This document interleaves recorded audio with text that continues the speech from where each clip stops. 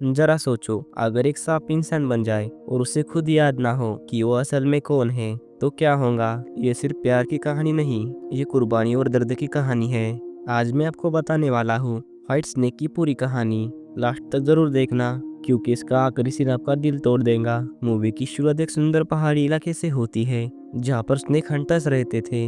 उनका मानना था कि सभी डीमंस बुरे होते हैं और सभी डीमंस को खत्म करना जरूरी है। अब हम देखते हैं कि गांव की कई लड़कियां खाने पीने का सामान लेकर पहाड़ की ओर जा रही है। आगे हमें पता चलता है कि ये लोग सारा सामान स्नेक डीमंस के लिए ले जा रहे हैं, ताकि वो खुश रहे और गांव पर कोई विपत्ति ना आए। यही से मूवी हमें दिखाती है कि इस दुनिया में इंसानों और सांप के बीच की डर और मजबूती का एक अनोखा रिश्ता हुआ है। इसके बाद हम देखते हैं कि उन लड़कियों में से एक लड़की छुपते हुए कमरे के पास पहुंच जाती है और झांक कर देखती है, तो उसे दिखता है कि कमरे के अंदर एक आदमी पकड़े हुए सांपों की शक्ति अपने अंदर खींच रहा होता है। वो आदमी और कोई नहीं, गांव का सेनापति होता है। तभी वो लड़की अपने जादुई पिन से उस सेनापति पर हमला करती है, लेकिन सेनापति उसे रोक लेता है। ये देखकर उसका साथी उस लड़की पर हमला कर देता है। तभी हमें पता चलता है कि वो लड़की कोई साधारण इंसान नहीं, बल्कि एक व्हाइट स्नेक है, जो सांप पकड़ने वाले शिकारियों को मारने आई वाली होती है। अब सेनापति का साथी और सैनिक मिलकर व्हाइट स्नेक से लड़ने लगते हैं। वो अपने जादुई शक्ति से उसे मारने की कोशिश करते हैं। व्हाइट स्नेक अपनी जादुई पिन से उसका सामना करती है, लेकिन उसकी शक्ति बहुत ज्यादा होती है। इसी वजह से व्हाइट स्नेक को हराकर पानी में गिरा देता है। पानी में गिरने के बाद व्हाइट स्नेक बेहोश हो जाती है। जब व्हाइट स्नेक को होश आता है, तो वो खुद को एक बंद कमरे में पाती है। थोड़ी देर बाद वहाँ पर एक बूढ़ी दादी आती है। दादी को देखकर व्हाइट स्नेक चुप जाती है, क्योंकि उसे लगता है कि दादी उसे नुकसान पहुंचाएंगी, लेकिन दादी उसे कुछ नहीं करती। व्हाइट स्नेक उनसे पूछती है, मैं कहाँ पर हूँ। दादी बताती है कि तुम एक सांप पकड़ने वाले गांव में हो। फिर दादी उससे पूछती है कि तुम कहाँ से आए हो, तुम्हारा नाम क्या है। लेकिन व्हाइट स्नेक को अपना अतीत और नाम कुछ भी याद नहीं रहता। उसे ये भी याद नहीं रहता कि वो कौन है और कहाँ से आई है। दादी उसे बताती है कि मेरे पोते बंटी ने तुम्हें बचाया है।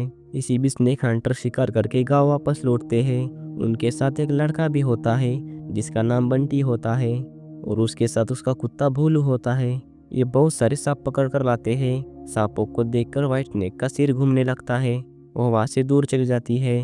बंटी उससे बात करते हुए उसी जगह की ओर ले जाता है जहाँ उसे वो पहली बार मिली थी। रास्ते में भोलू पहाड़ से नीचे गिरने लगता है, लेकिन व्हाइट स्नेक उसे बचा लेती है।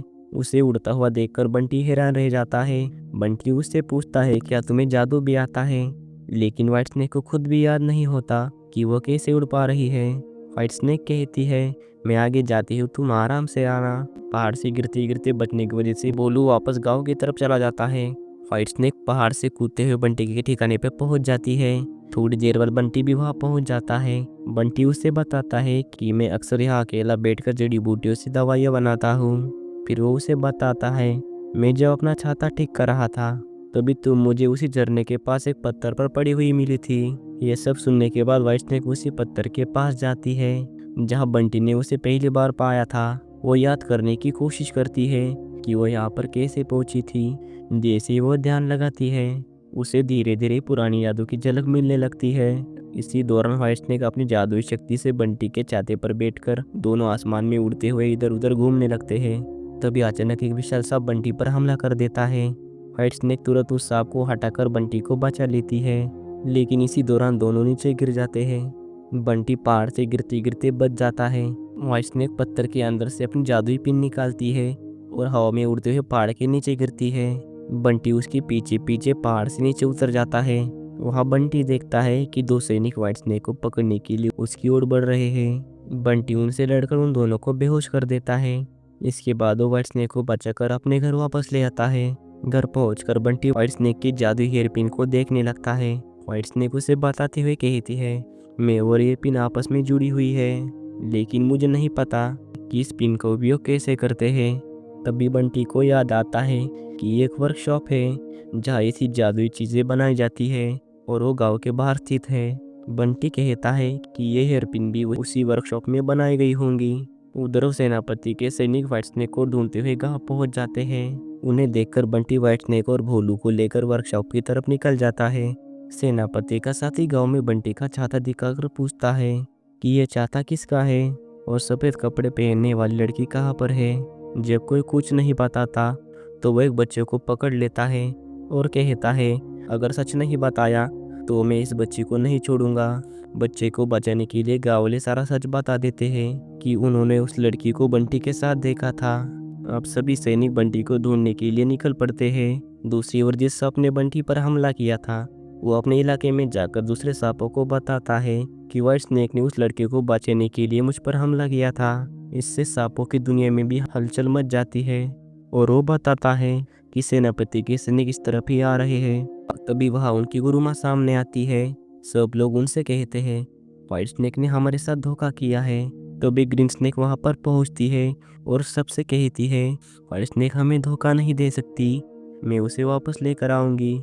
गुरु माँ गंभीर आवाज में कहती है 3 दिन में व्हाइट स्नेक और उसका हेयरपिन यहाँ पर लेके आओ, वरना मैं तुम्हें भी नहीं बचा पाऊंगी, तुम्हारे पास वक्त बहुत कम है। दूसरी ओर सेनापति का साथी गांव में व्हाइट स्नेक का सामान ढूंढ लेता है और वो सेनापति को वहां पर आने के लिए संदेश भेजता है। दूसरी ओर बंटी और व्हाइट स्नेक गांव से होते हुए वर्कशॉप के भीतर बढ़ने लगते हैं। धीरे धीरे वो दोनों एक दूसरे के करीब आने लगते हैं। बंटी अपने कुत्ते भोलू को उठाकर मजाक में कहता है, अगर भोलू राक्षस होता तो मैं उसे भी प्यार करता। ये सुनकर व्हाइट स्नेक भोलू पर जादू कर देती है। तभी भोलू बोलने लगता है और वो कहता है, किसने कहा कि तुम मुझे पसंद हो, तुम तो बस मुझे खाना खिलाते हो, इसलिए मैं तुम्हारे पास रहता हूँ। यह कहकर भोलू बंटी की बेइज्जती कर देता है। तभी नदी का पानी बहुत तेजी से बहने लगता है और नाव भी तेजी से आगे बढ़ने लगती है। आगे एक स्नेक डीमन उन पर हमला कर देता है क्योंकि बंटी एक स्नेक हंटर होता है और व्हाइट स्नेक उसके साथ थी। उसे लगता है कि व्हाइट स्नेक इंसानों का साथ दे रही है। वो स्नेक उन दोनों को मारने की कोशिश करता है, लेकिन तभी व्हाइट स्नेक अपना असली रूप दिखा देती है। वो उस स्नेक को मार देती है, लेकिन खुद भी घायल होकर बेहोश हो जाती है। अब बंटी को भी सच्चाई पता चल जाती है कि जिस लड़की से वो प्यार करने लगा था वो असल में एक व्हाइट स्नेक है। अब व्हाइट स्नेक ठंड से कांप रही होती है। बंटी उसे उठाकर एक कमरे में ले जाता है और आग जलाता है, लेकिन उस पर कोई असर नहीं होता क्योंकि उसे और ज़्यादा गर्मी चाहिए होती है। तब बंटी पूरी रात उसके पास सो जाता है ताकि उसके शरीर की गर्मी उसे मिल सके। सुबह होते ही व्हाइट स्नेक ठीक हो जाती है। तभी भोलू उसे बताता है कि कैसे बंटी ने उसकी जान बचाई। अब व्हाइट स्नेक को भी लगने लगता है कि बंटी एक रक्षक है और वो एक अच्छा इंसान है। व्हाइट स्नेक कहती है, तुम एक डीमन से प्यार कैसे कर सकते हो? तभी बंटी जवाब देता है, दुनिया बिना पूछ वाले राक्षसों से भरी पड़ी है, तो अगर तुम्हारे पास पूछ है तो उससे क्या फर्क पड़ता है। रास्ते में धीरे धीरे दोनों एक दूसरे से प्यार करने लगते हैं। कुछ समय के बाद वो दोनों उस वर्कशॉप में पहुंच जाते हैं जहां जादुई हेयरपिन जैसी कई चीजें बनाई जाती थी। जैसे ही बंटी और व्हाइट स्नेक उस वर्कशॉप के अंदर कदम रखते हैं उन्हें वहाँ एक ऐसी सच्चाई पता चलती है जो उनकी पूरी जिंदगी बदल देती है। लेकिन वो सच्चाई क्या है और जादुई हेयरपिन का राज क्या है, ये सब हम पार्ट 2 में देखेंगे। अगर आप पार्ट 2 मिस नहीं करना चाहते तो चैनल को सब्सक्राइब कर लो और वीडियो को लाइक कर दो।